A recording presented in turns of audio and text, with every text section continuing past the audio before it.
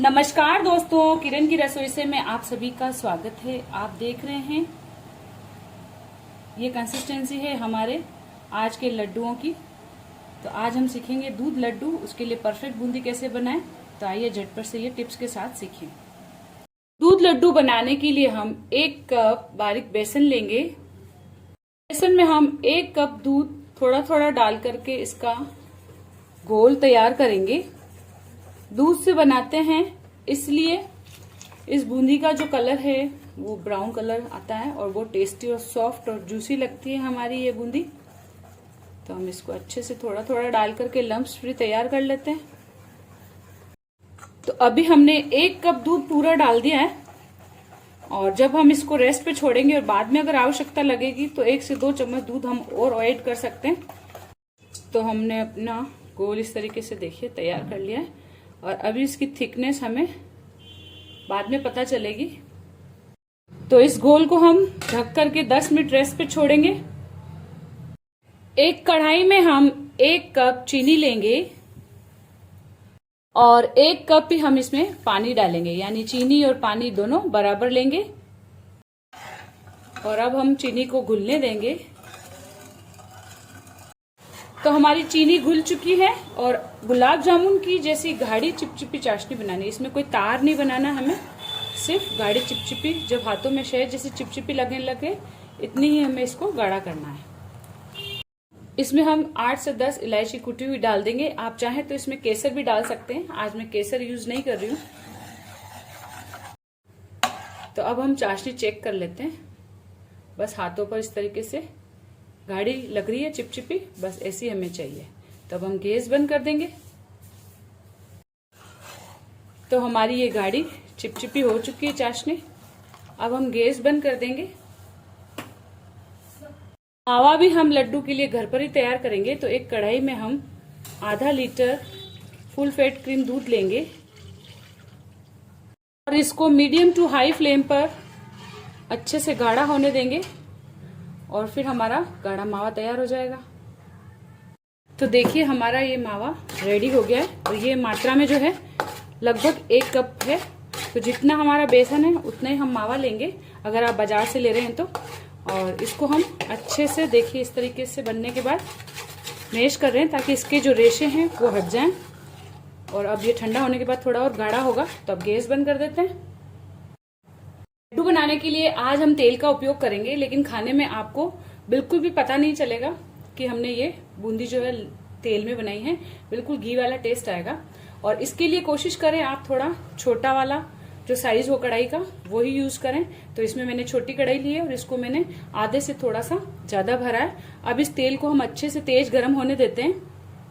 तो तेल हमारा गर्म हो रहा है, बेसन भी हमारा रेस्ट कर चुका है और अब इसकी हम कंसिस्टेंसी देखते हैं। ये देखिए इस तरीके की फ्लोइंग कंसिस्टेंसी। और हम जो ये गिरा रहे हैं तो हमारा ये देखिए स्टेबल हो रहा है बेसन। तो इसका मतलब ये परफेक्ट गोल है। अब इसमें हमें और बेसन या दूध मिलाने की कोई आवश्यकता नहीं। अगर आपको लगता है कि आपका गोल ज्यादा पतला हो गया है तो फिर आप इसमें थोड़ा सा बेसन भी ऐड कर लें, या फिर गाढ़ा लगे तो 1 से 2 चम्मच दूध ऐड कर लें। लेकिन हमने जो मेजरमेंट लिया है ये देखिए बिल्कुल परफेक्ट है।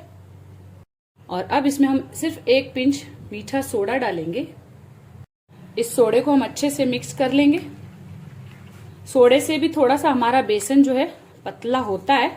तो आप बेसन को पतला करने से पहले सोडा डाल के देख लें और फिर भी अगर आपको लगे कि गाढ़ा हो रहा है गोल तभी आप पानी डालें या दूध डालें। तो बस परफेक्ट है हमारी ये कंसिस्टेंसी।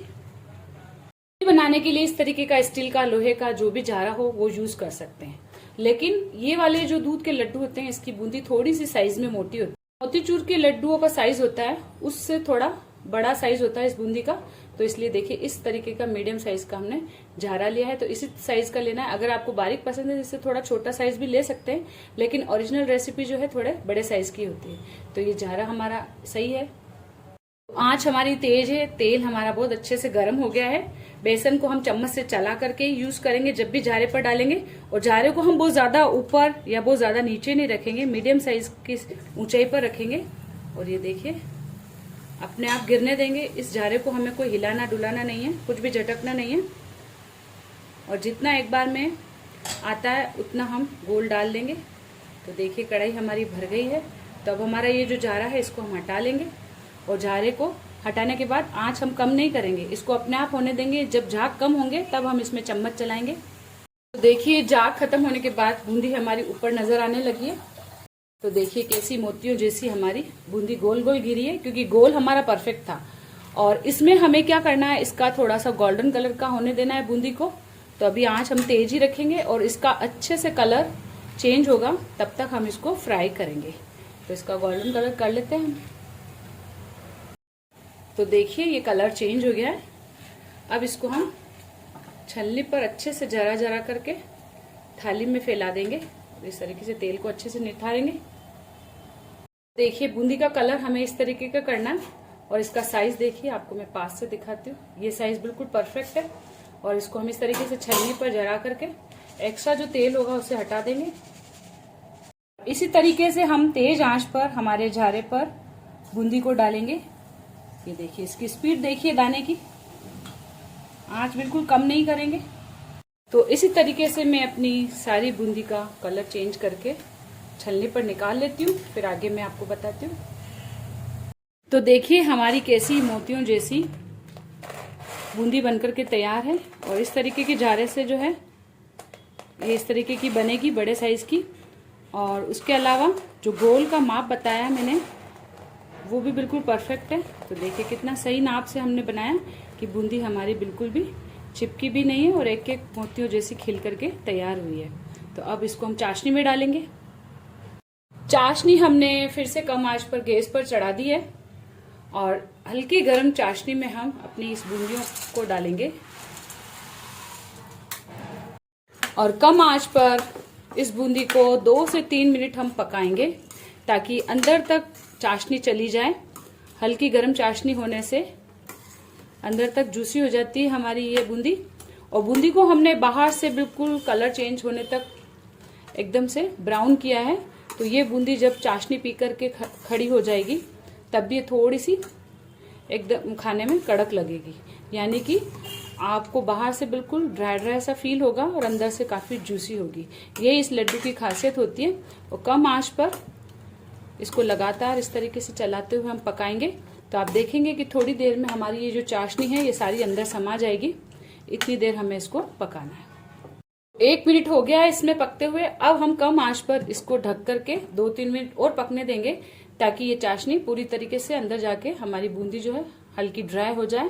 तो इसको कम आंच करके हम 2-3 मिनट पकने देते हैं ढक करके।